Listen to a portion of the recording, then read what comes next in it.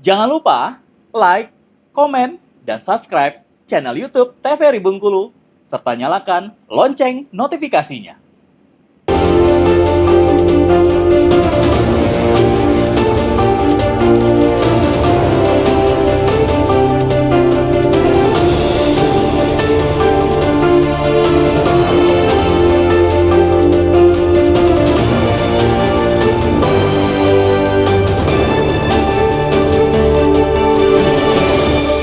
Terima kasih pemirsa TVRI Bengkulu, Anda kembali menyaksikan Berendo masih bersama saya Friko Zuhri dan tentunya ditemani oleh Bung Anggi dan juga Bung Izar kali ini dalam tema kita untuk bagaimana nanti penetapan wali kota terpilih.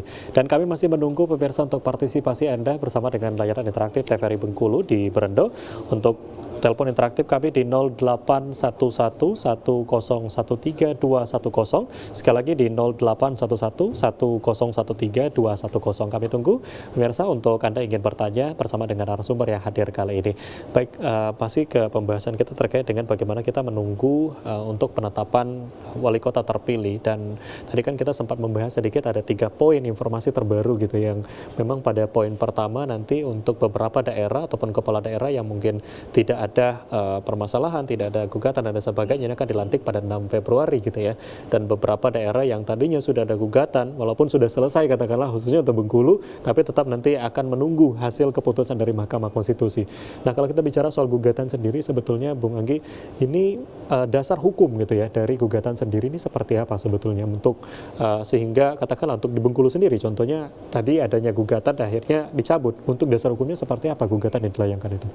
Ya, kalau dasar hukum gugatan ketika kita sudah melakukan rekapitulasi perolehan suara, maka kami tetap menunggu dulu kalau misalnya ada tanggapan dari pihak-pihak yang ingin menanggapi hasil perolehan suara. Tapi sejauh kami memandang berdasarkan surat gugatan itu ya, alhamdulillah kalau dari petitum yang kami baca itu sesungguhnya tidak berkenan dengan kinerja jajaran penyelenggara ya, KPU dan sebagainya.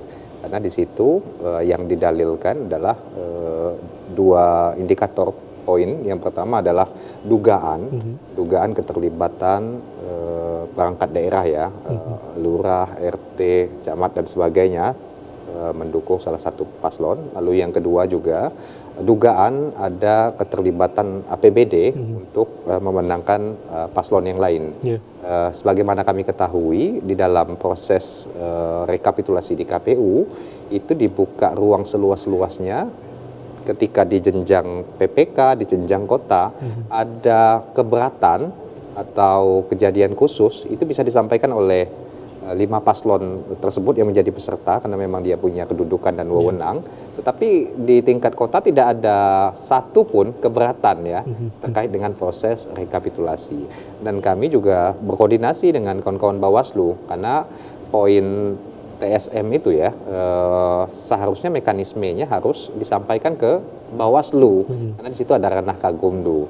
Informasi yang kami terima juga di Kakumdu selama proses pelaksanaan pilkada hampir tidak ada laporan atau yang terkait dengan TSM. Makanya ketika gugatan apapun yang masuk ke KPU, KPU wajib menjawab, menyiapkan alat bukti, deskripsikan mulai dari tahapan awal sampai terjadinya angka 68.900 sekian, 50.000 sekian, KPU wajib menyiapkan dokumen-dokumen.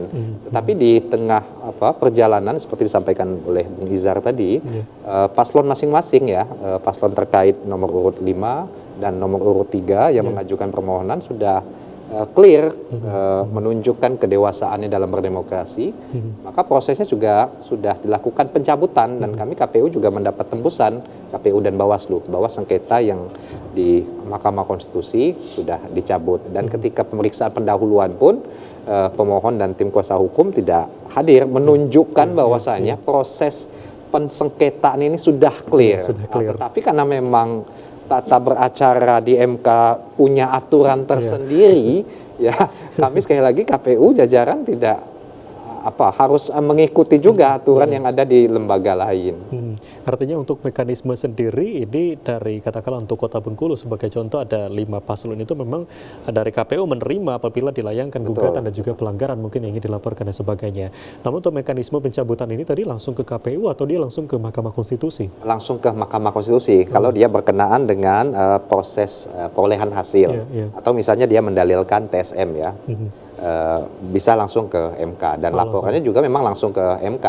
Tapi karena memang lokusnya adalah Kota Bengkulu, maka penyelenggara yang melaksanakan proses pilkada ini ada KPU, ya tentu kami yang akan bertanggung jawab, menjawab, membuktikan, memaparkan alat-alat bukti dan sebagainya. Tapi alhamdulillah sudah clear ya. Walaupun kami sebenarnya juga ingin cepat-cepat ya. Tapi sekali lagi kami sampaikan memang karena ini ada kewenangan instansi lain, ya sekali lagi memang kami pun harus patuh dengan regulasi yang sudah ada. Ya, kita mengikuti bagaimana nanti keputusan gitu dari Mahkamah Konstitusi terkait dengan bagaimana ke depannya. Nah, kalau kita bicara terkait dengan program ini tadi menarik Bung Nezar kan, kalau kita bicara soal program, bicara soal potensi Bengkulu ini luar biasa gitu ya. Katakanlah tadi pertanian kita punya, pantai kita punya, kemudian danau dan lain sebagainya.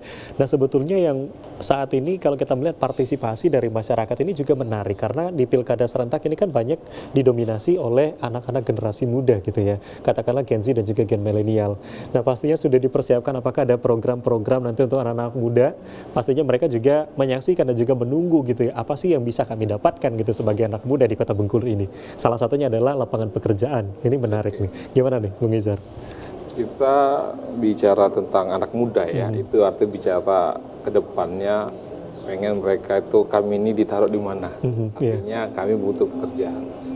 Wadah lah. Kemarin ada diskusi sama Pak Wali kita, Pak Dr. Ridwan Yudi, bahwa kita buat tempat yang emang tempatnya apa ya namanya itu untuk istana dol. Ada itu nanti istana. Mungkin insya Allah akan terjadi bahwa di satu tempat itu ada khusus semuanya itu emang itu tabot di situ, dol di situ. Jadi anak-anak latihan itu emang ditempatkan, emang udah ada difasilitasi semuanya. Itu kalau untuk anak muda yang emang berjiwa seni untuk budaya kita. Dan ada juga tempat yang emang nanti anak-anak yang dibuat untuk event-event seni. Itu kayak festival, diaktifkan kembali lah namanya drum band yang antar lomba itu yang akan kami tempat. Tapi kalau untuk bicara tentang pekerjaan, kami sudah bilang tadi bahwa kami akan berusaha bahwa untuk investor datang. Karena kenapa lapangan pekerjaan kita tuh butuh sekali lapangan pekerjaan. Perluasan kayak bilang tadi, insya Allah kalau emang jadi diaktifkan kembali PTM itu seperti apa, jadi ada nantinya itu pasar induk yang ini kan itu tata kelola pasar akan kita rapikan kembali, baru pasar-pasar yang tradisional seperti baru Koto 1 dan 2 itu akan diaktifkan seperti apa, ditata baik lagi agar masyarakat sana bisa bekerja kembali. Sekarang lihat saja pasar-pasar sepi dan itu masih kita kelola bagaimana strategi-strategi yang akan kita laksanakan. Tapi ya itu ada kita terkadang tergantung regulasi seperti apa. Regulasinya kita harus atur nanti apa perwal yang akan kita buat. Nah, kenapa anak muda ini butuh ya finansial? Ya, pastinya ini yang menjadi perhatian dari anak muda sekarang karena melihat lapangan pekerjaan. Bengkulu ini kan katakanlah di Kota Bengkulu ini merupakan jantungnya dari Provinsi Bengkulu. Banyak kabupaten kita nih dari luar mereka datang ke Bengkulu untuk mencari lapangan pekerjaan. Dan itulah yang mungkin diharapkan oleh teman-teman atau mungkin generasi muda saat ini. Kita akan break terlebih dahulu, nanti kita lanjutkan di segmen terakhir. Baik pemirsa TVRI Bengkulu, jangan kemana-mana, tetaplah di Berendo, kami segera kembali.